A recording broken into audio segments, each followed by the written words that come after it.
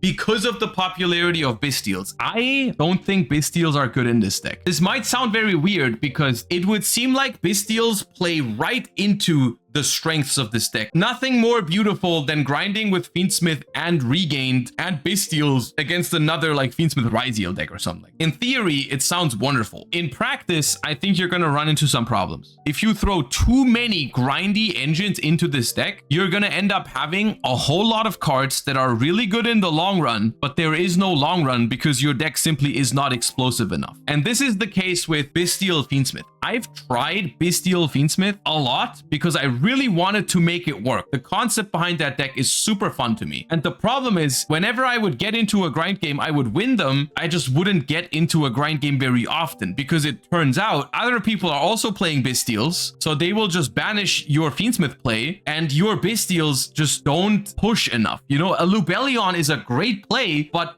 Lubellion alone doesn't really apply much pressure in the short term. And I think this is where Kashtira cards are a little bit better than Bestials, and this is why I would even suggest taking out the Bestials completely. Maybe you can keep like a Magnamute and a Druisworm, because they do have counter synergies with the Kashtira cards, and because I would like to increase the number of Kashtira cards for this deck. At the moment, you're playing 5 Kashtira starters in 42 cards. That is not what I would be looking for if I was trying to play basically pure Fiendsmith Kashtira. Other than that, huge fan of Ash Blossom, huge fan of Effect Veiler, huge fan of of Ghost Ogre, huge fan of Nib, huge fan of Imperm in this deck. Not a big fan of Fuvalos. I'm assuming you're choosing first, and that's a problem. This is not the type of deck where you can go first and you can afford to just draw 1 or 2 dead cards. Absolutely not. If this deck goes first and opens 1 or 2 dead cards, every deck in the format is just going to run over it. I personally think you should be cutting Fuvalos from this main deck and move it into the side deck. It's a great side deck card because it slows down the game. When you go second, it gives you extra cards. Your opponent will not be able to fully set up. It's the perfect kind of card to get you into the grind games that we were talking about when you're going second. But when you're going first, it's a card that can straight up just lose you the game in this sort of deck. This deck, in my opinion, should at the moment always be playing talents and should try to use talents as a pot of greed most of the time, just to be ahead in card count. We're cutting Baldrake, we're cutting 3 Libellions, we're cutting Regain, that's 5 cards. We're cutting Fuva, that's 8 cards. So we're down to 34. We're adding 3 talents, which puts us to 37. We can add 2 Wraithoth to make it 39. And then we can play Dominus Purge again, actually. But then we should cut the Bestials completely, right? Yeah, I think a 3rd Fenrir would be nice because it does play a lot better into Detonator. I hope that gives you a rough idea of where I would take this. This one is also a decent pairing for Fiendsmith, the Tenpai cards, because the Tenpai cards give the Fiendsmith deck something that is a good normal summon that isn't Lacrima, because if you're normal summoning Lacrima, that's really good on the one hand. On the other hand, if your opponent has a Bestial, normal summoning Lacrima will not give you a play. The Tenpai cards do give you some sort of explosive play going first or second. This version of this deck is, I think, interesting. It tries to put engines together that cover each other's weaknesses. Tenpai, on the one hand, is like pretty much the most explosive deck you could imagine, whereas Fiendsmith, on the other hand, is like one of the more grindy and slower engines out there. And you put these two together, and as a result, you have this sort of synergistic thing where the Tenpai cards make up for the Fiendsmith cards being so slow. Your opponent having to use a lot of resources to stop the Tenpai cards from doing their thing allows the Fiendsmith engine to get into this sort of grind game and to thrive. This is a solid concept. Here's the thing. Ghost Belle and Haunted Mansion. Maybe we should talk about that card real quick because I am not convinced by it. I'm not entirely sure what the purpose of Ghost Belle is. Yes, you can hit, for example, a Bestial when they try to hit your Engraver. I personally don't think that is a very desirable interaction because the Bestial stays in hand and you're playing a grindy deck and it's going to be a problem next turn anyways. And I don't like that. You can Belle the Maliss trap, or you can also try to Belle Whitebinder when it tries to banish. I think it's so risky. If they have a Bestial in hand, they can still just banish whatever they were trying to banish, especially for the main deck. Because it's like, if you want to side it specifically for Maliss, I think it's okay. I think you're better off playing other non-engine. I thought the Ghost Ogre looked okay because people are back on Duo Drive. I mean, to be fair, Ghost Ogre also isn't the greatest against Maliss. It can work, but it's not guaranteed depending on how they open. Some hands lose to Ghost Ogre, but a decent chunk of them don't. That's kind of the thing with the Maliss deck, I suppose. Maybe in that sense, Belle is not that bad because yes, if they have the right extension, then Belle does nothing. But to be honest with you, if you hand trap Maliss and they have the right extender, that is always the case. The more I think about it, the more I feel like Belle is not amazing, but playable. And I think there's just a lack of other options versus Maliss. Maliss is just the kind of deck that no matter what you have against it, if it isn't Lancea, they will just play through it like it's nothing. Next meta contender, my favorite deck of all time, Cybers. So right off the bat, I've noticed between all of the Maliss submissions, they have all submitted different versions of the deck. So maybe we should start by discussing pros and cons of different versions of Maliss, right? You've got Fiendsmith Maliss over here, which has been gaining some amount of popularity. Azamina Maliss over here, which is something that I personally have not played against yet. And then you've got basically what I would consider pure Maliss with a Sky Striker and Board Breaker approach mostly. What all of these have in common, obviously, is Bestials. We don't even have to talk about it. In Maliss, Bestials are phenomenal because they are both extenders as well as phenomenal hand traps against the most common engine in the game, which is Fiendsmith. I think the first and initial downside of the Sky Striker engine now, as opposed to before Supreme Darkness, is once again coming down to the Eclipse Twins. Previously, if your opponent made a detonator against your Maliss deck, it was as simple as activate one Board Breaker to deal with the detonator and then pop off. That is not as simple anymore. And you are really messing up your math on winning the game going second when you need to draw 2 board breakers plus combo. Because when the detonator hits the graveyard for the first time, it'll just get revived by the Eclipse Twin, and then on summon it'll attach a second material. It's still going to be a 2-pop detonator after you Widow Anchor it or Talents try to take or whatever. And that is bad for Maliss if you don't have a second board breaker.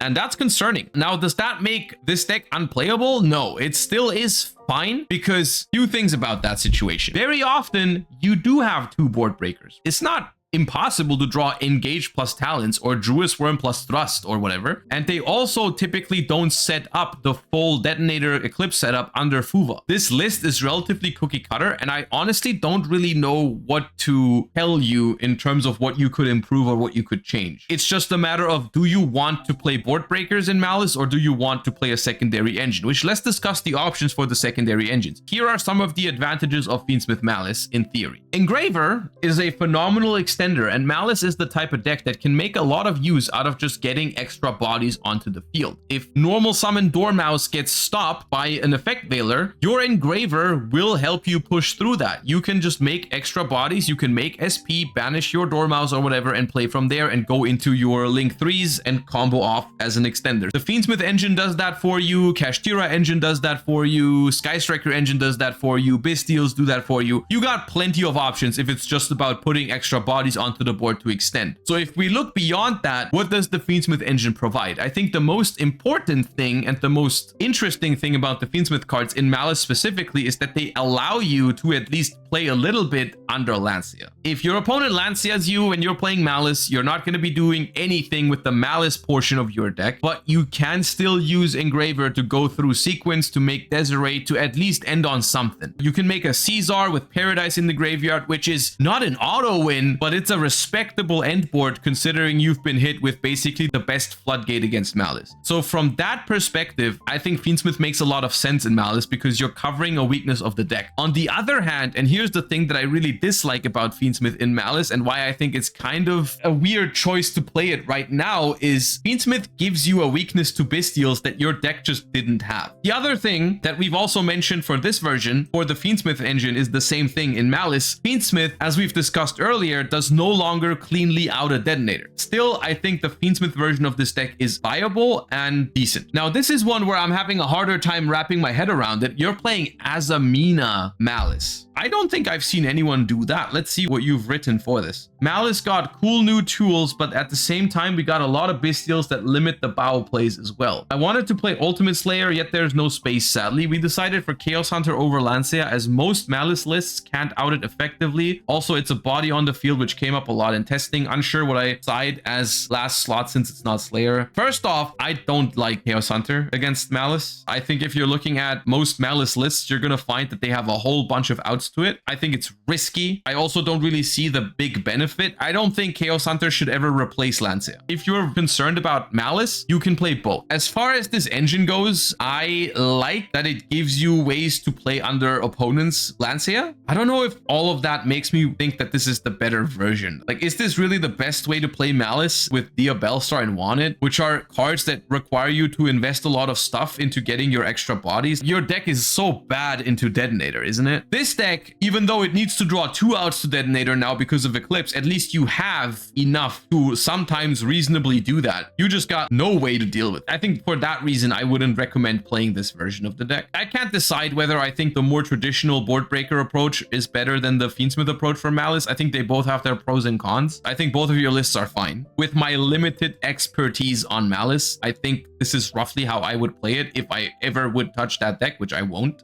I just want to quickly mention a couple of decks that I think are still solid, but people didn't really submit. No one submitted Pure Ryzeal, for example, which I think goes to show how dominant Fiendsmith Ryzeal is, which I think is fair enough. Fiendsmith Ryzeal is a very, very good deck. I think Pure Ryzeal is still solid and shouldn't be underestimated. And also nobody submitted Mermaid, which I also think is a deck that's worth noting in the upcoming format, but we don't have any lists to doctor for those two. Next up, Centurion, with a couple of interesting splash engines in here. I really enjoy Thrust and Black Goat in the main deck, which takes away some hand traps, but I don't mind since I'm not a fan of spamming hand traps. Black Goat is also a great discard for stand-up Centurion. The Fiendsmith Engine and Bestials help attract hand traps and free up the Centurion plays. It also allows for Thrust plays because they attract hand traps. Desiree is also a strong endboard piece, and the Fiendsmith Engine has an inherent line for Chaos Angel, which helps the deck. The small 2-card Resonator package helps enabling Gen X 0, which is a strong interruption. Centurion is overall not very well positioned in this upcoming format, which is the bad news I have for you. I think Centurion has a very specific problem, which is that your deck sucks into Ryzeal Detonator. Your deck does nothing under Detonator. You thought getting hit by 1 Ghost Ogre was bad when you played Centurion. Ryzeal Detonator is like 3 Ghost Ogres on 1 card, and that's a problem. It doesn't really help that the Detonator now becomes even stickier with the Eclipse Twins being attached to it. You're saying Fiendsmith gives you a line to Chaos Angel, but once again, that Chaos Angel does no longer out the Detonator. My question is, can we somehow make this deck not be terrible into Ryzeal Detonator? The answer is probably no, because the concept of Centurion is just so weak into Detonator. So let's try to make the best of it. I think in order to maximize our chances of beating Detonator, we should probably play the maximum amount of outs that we can potentially maybe draw 2 outs to it, and then it's actually outed. Dark Ruler or Ultimate Slayer would be possibilities for this deck. I don't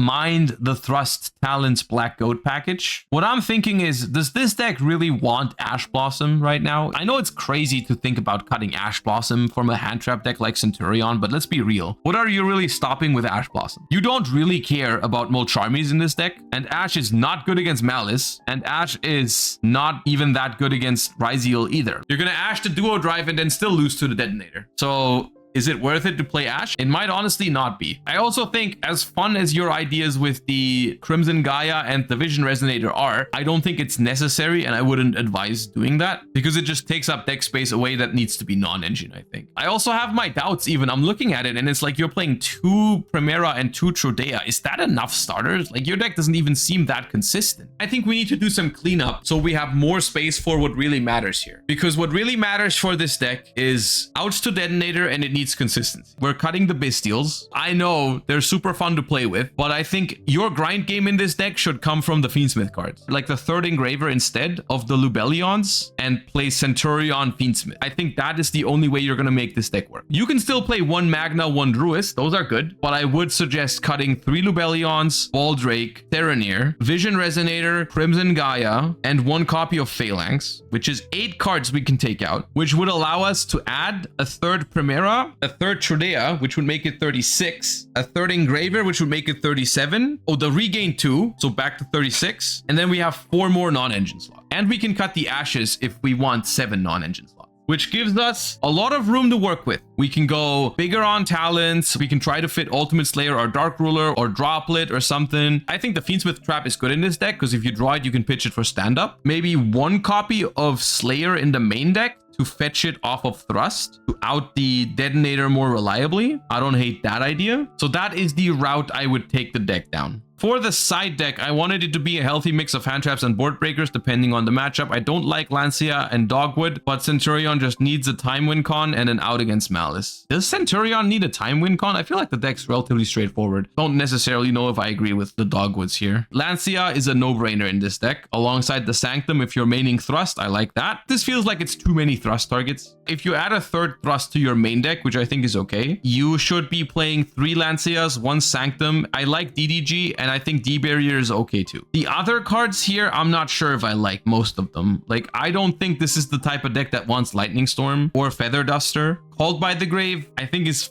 fine, but you have a lot of room here that you're not using optimally, I think. So we're basically turning it into a Fiendsmith Centurion with a large count of board breakers because we need to out Detonator, right? That's my idea. That's where I want to take the main deck. In this world, what would our side deck need to look like? If you're playing board breakers, you're fine against Ryzeal, but you're not fine against some of the more combo heavy decks in the format, like Mitsurugi, like Maliss, Mimighoul. So against those kind of decks, I would like to add Droll and Lockbird, not against Maliss, but against the other ones. And I also, if you have it, but I would suggest Fuvolos in the side deck then. or even main deck if you have access to it. That way you can side to cover your weaknesses in those matchups that are not super weak to board breakers. I don't mind spending money for improvements, but I want to wait for Fuva Loss and or the third engraver until Stampede. Okay, fair enough. Just don't play Fuva. That's fine. You don't have to. In that case, my side deck would be Lanceas, Barrier, Ground, Sanctum, Droll, maybe 3 Meowls or Perulia if you have those. I don't think you need 2 Primus. You can play Aggregator here and then play Slayers in the side deck is how I would do it. All right, we got a based individual next. Just wonderful deck, honestly.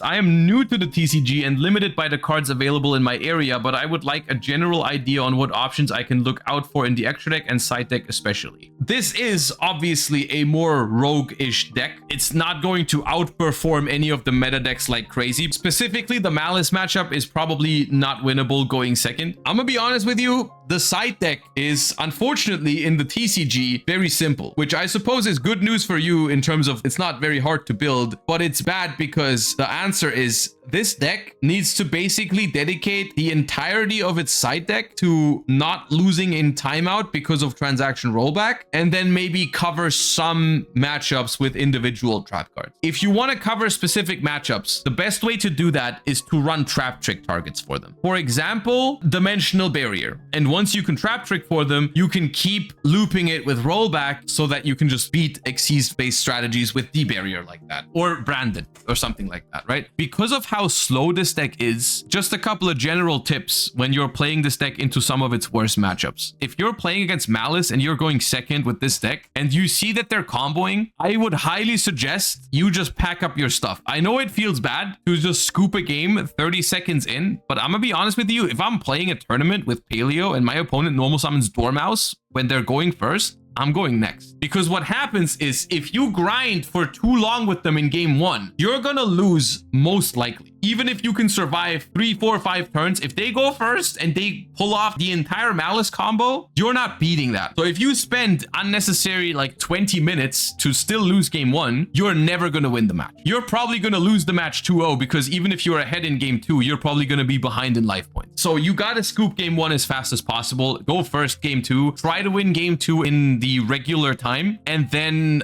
win in time after siding. Try to find the best auto win trap cards for the matchups that are popular, like Ryzeal and Maliss, and maybe even like Mermail or something like that. You could play like different Dimension Ground and then play time cards. There's Burn Traps, Volcanic Scatter Shot with the Blaze Accelerator Reload, and then you're gonna have to side out the rollback probably. Next entry in the deck, Doctor. Chimera Fiendsmith Azamina. This is a version of Chimera Azamina also using Fiendsmith. The new White Forest Azamina basically gives you the opportunity to go from the Chimera engine to the Azamina engine and vice versa. Fiendsmith also gives you materials for great plays. Okay, real quick, how do you go from Chimera into Azamina LZ? It's an illusion. Okay, what does that mean? You're gonna add it with Nightmare Apprentice? You can heart make Murcielago. Oh, you just use... Okay, hold up. Okay, it needs an illusion monster and a light spellcaster. So what's your light spellcaster? Veiler?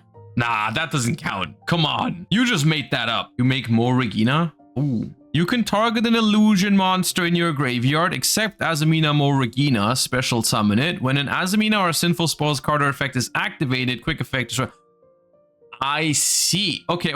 So if you go ahead and you combo off with Chimera, you go ahead and search Azamina LZ, you special it, you activate its effect to fuse with a level 6 or higher Fiend monster, which is probably your Baphomet. You make Azamina Mo Regina, that is going to revive the LZ to make a Light Dark Chaos Angel, and then you trigger the LZ's effect to add Wanted. Okay, now I got it. Other than that, it's just a relatively straightforward Fiendsmith Chimera deck, right? With an Azamina engine, which is fine, I suppose. 45 cards, not my favorite, but you do have a fair bit of engine requirements in here. But I also don't really know how to make it more consistent. The only way I would see to go down to 40 cards or closer to 40 cards would be to cut the Fiendsmith engine, which I'm not sure if that's a good idea. The effect Veiler seems very out of place. In general, I don't think I love the approach of Veiler Ash Imperm in a 45 card deck where you're most of the time only going to see one of those or none. To me, this just screams like a blowout power spell kind of deck, right? This seems like the kind of deck where I would expect Dark Ruler No More to out detonate her. and Caesar and just pop off. Molcharmy as well. Phenomenal in Chimera because if you draw it, you can make Guardian Chimera with it. You can make Magnum with it. You can tribute it for Deception. Like if you have access to Fuvalos, this should be in here. But yeah, let me see what else they wrote. My main concern is the non-engine to use. I can fit in around 15 to 18 depending on how many starters I want to play. And because the engine is strong with a lot of pushes, the deck is capable of breaking boards going second. But there are certain cards like Dweller that basically kill you if you don't open Imperm or Droplet. So that's why I chose them over other cards like Eclipse. Yeah, Eclipse is just not a great card anymore in general. If you are worried about Dweller, I think your best bet is Droplet and Imperm, even though the chances are it's not going to be enough. I think cutting Veiler and Ash is a good idea to max out on talents and also play Dark Ruler, I think. And if you want to get it closer to 40, I also don't think you need to main deck Cult by the Grave. It's a little underrated. Put yourself in the position of the Ryzeal player. Your opponent Fuvaloses you in game 1. Are you going to make Dweller blind? Most likely not. I think one way to prevent Dweller in game 1 is Fuva. So I think that's probably your best bet if you're trying to answer Dweller, if you have access to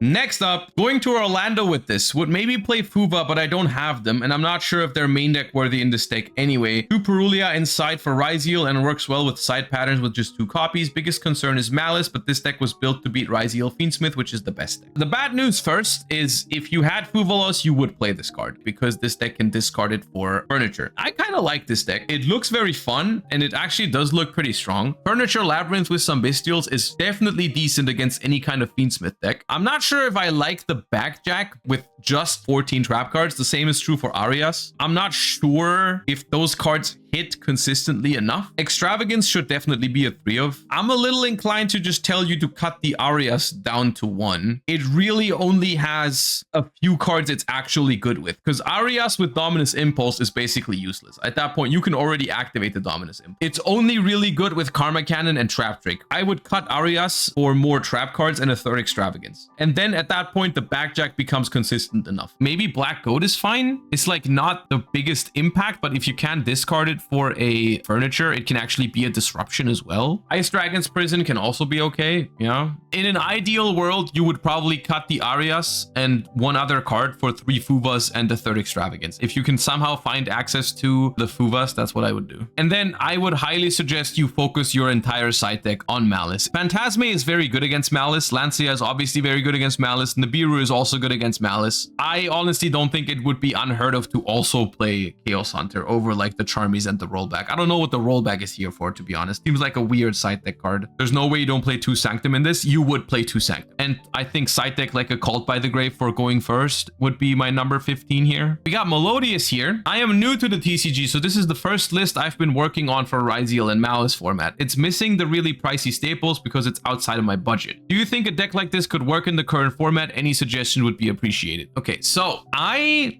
think Melodious, while not a top tier deck by any means, can work. I think Melodious has to be a 40 card deck because you are going to have to maximize your chances of seeing Ostinato, First Movement Solo, or Refrain. Those are the best 9 cards in this deck by far, and there is no replacement for it. Small World arguably is playable in this deck, but it's no replacement to drawing Ostinato or First Movement Solo. Elegy is the one that protects your stuff from being destroyed by card effects. You don't need that because there isn't much right now that destroys anything anyways. The only thing that destroys stuff left and right is Detonator, but against Detonator, Aria does the same job, and it's actually a level 4 that you can normal summon, and you're going to play this anyway. I also feel like this deck should be on some amount of card draw. Talents is probably not a 3 of here because it's not a play on its own, but I do think Talents should be in here somewhere. In general, I don't actually mind the approach here to play heavy hand traps. You're basically trying to prevent the duo drive from resolving as best as you can, because this deck surprisingly actually has a decent ability to play through Detonator. It requires multiple cards, but it's possible. If you resolve First Movement Solo and Special Aria, their Detonator will not do anything for the rest of the game. As long as you can play next to the Aria, you're fine. Depending on your budget. Let me actually check before I suggest like a 50 euro card or something like that. I don't know if 20 bucks is outside of your budget. If it isn't outside of your budget, I would play Dominus Purge in this deck. It's very good. It would allow you to cut down some of these 3-ofs that are all not great and once per turn, like Ghost Ogre and Ghost Mourner are fine cards, but I would suggest maximum 1 Mourner and like 2 to 3 Ghost Ogres. And other than that, there isn't really much that Melodious can do do, unfortunately. I don't think you need 4 of these just special summon thingies, Canon and Sonata. I think 3 total is fine. Either 2 in 1 or 3-0. I wouldn't play 3 small worlds.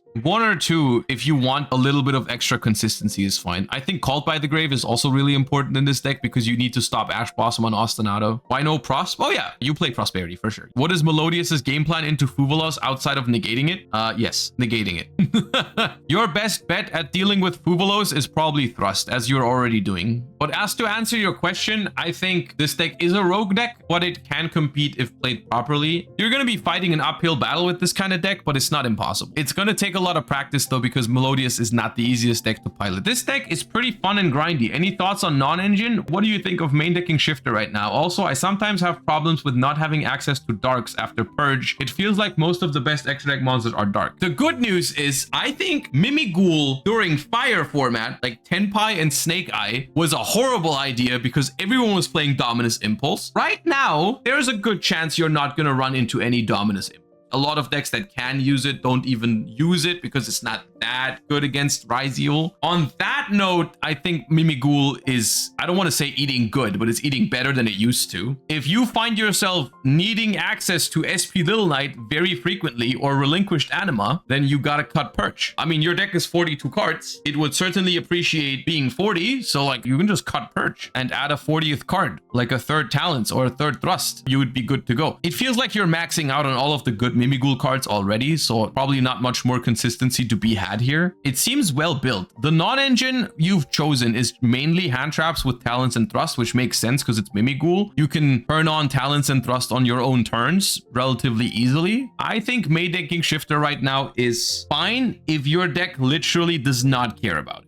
If your deck gets significantly weaker or like just a little weaker under Shifter, I don't know if I like it. Because the problem is the 2 meta decks right now, Ryzeal and Maliss, both make weaker end board under Shifter, but they can still play. At that point, if your own deck loses some quality by using Shifter, then it's not worth it, I think. Because you're not locking anyone out with Shifter really, except for rogue decks. That's why I think in the side deck it's fine here, but in the main deck I wouldn't. Kashtira Fire King. Extra deck is a mess. Side deck is a mess. Main deck is based though. I love Fire King and this is my cope at the moment after the original ban. I need tips how to make it less top heavy. Too many high level guys in Link 3+. And more streamlined. Other tips to make Fire King work. That Tally Ho Springans? Okay. I personally think that Fire King is in a rough spot right now for a couple of reasons, namely Dweller and Detonator. I think you're going a little too combo heavy with the Kashtira cards here. I think Kashtira cards are best used as just like a supplementary engine that doesn't require a whole bunch of bricks in the deck. I cannot get behind 2 copies of Ryzeal, Theosis, and Tallyho Springans. You're main decking the Fire Therion. I think that's just a little bit too much. I think Fire King plays best a little more like lower to the ground. Multiple copies of Skyburn, multiple copies of Garunix. You can play the Kashtira cards in it, I think. Those are fine. I would cut them down a little bit to have some more room for actual non-engine. I could see running 1 Ryzeal so that you have a fire to pop with Island or Volcanics if you open Fenrir. That could be fine, but I wouldn't go more than that. I also think you can easily play 3 Ponyx for consistency. I do like playing more copies of Island and Sanctuary always. Just lean more into the Fire King package. Maybe play some outs to Dweller, specifically in the side deck. That's Springans, Sargas. Okay, well, either way, I don't think it should be here. I think if you're playing pure Fire King, you should play at least 2 copies of the big Garunix, because otherwise your deck is too weak if it gets banished. It's like the most important card in the deck. So that's how I would approach it. All right, and there you go. Here's your Millennium deck. So once again, towards the end here, I'm including a couple of decks simply because I don't want to skip anybody who submitted their decks, but I have not played Millennium before. So let me see what they asked. I'm wondering if I'm doing the side deck right, but I'm open to suggestions anywhere else. Banquet is there because all Ryzeal players I run into are running cross out for D-Barrier, and taking their whole extra deck away is 99% of the time enough to kill the game plan of the other decks. This deck's big weakness are D-Barrier, Impulse, Droll, Veiler on Exodia, so more options to play around that would be something to think about. Shifter kind of already covers the latter too. The deck doesn't want to be at 40 because all of the Exodia pieces are bricks, and being over 40 with the amount of starters this deck has is still fine, but I've also been considering just straight up adding 3 talents to go to 46. Have you considered that going over 40 lowers your chances of opening all 5 pieces of Exodia? No, in all seriousness, you're probably correct. So honestly, if you feel like Talents is live a lot of the time in this deck, then go for it. As far as the side deck goes, 12 out of those 15 cards I'm already sold on. This could also be Solemn Judgment if you wanted it to be a more versatile card though against decks that don't use their extra deck. Obliterate Blaze. One level 10 or higher monster on the field with Exodia in its original name gains these effects. Pay half your life points, destroy as many cards in the spell trap zone as possible, then equip 5 forbidden ones. Okay, so it's like a quick effect Feather Duster kind of thing, so you're citing this for trap decks. That's fine. The Cosmics, I'm not sure you need. Cosmic seems like a rather low impact card at the moment. You could also keep the Banquet in there and cut the Cosmics for Solemn Judgments or something like that. What do we have here? Oh, I see some based vanillas. Behold Primite Fiend Link. It plays really fun, but I've been struggling with the extra deck and the side deck. Everything in the extra deck comes up, even double Link Spider. Yet I feel like there are other cards I would want to run or would fit better. This is for like semi-competitive where I mostly plan on doing locals and the odd regionals. So a bit of jank is acceptable, but obviously I still want to do well. The Harpy package started as a meme, but is actually kind of busted when you know you are going first and can side in 3 thrust and you already have so many ways to summon Harpy Lady. Okay, you're playing Harpy Lady as your vanilla with Harpy's Feather Storm for thrust. That is so funny. I'm gonna be honest with you, when you're playing a Primite deck, it's evil, but it's not bad.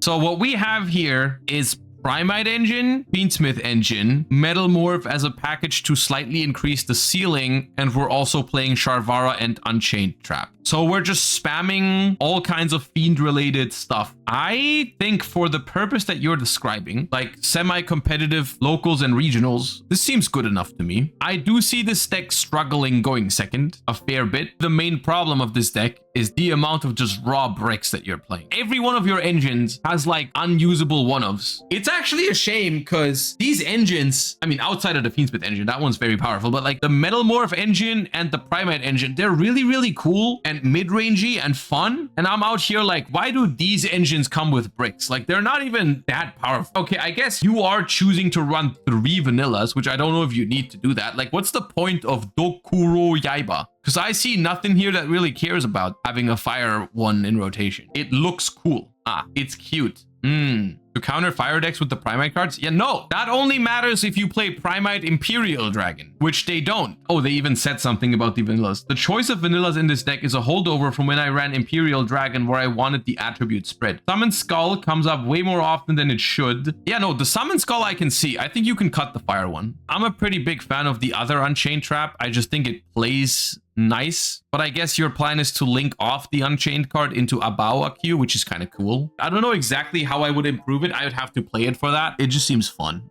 I like it. I think that was a good session. I think we gave a lot of oversight of what I think of certain decks in the format and how I would approach building and playing them. I hope it was helpful. Yeah, no one submitted Goblin Bikers. What an absolute shame. Thank you for watching, and you guys have a wonderful rest of your day and a great start to your weekend. Bye-bye.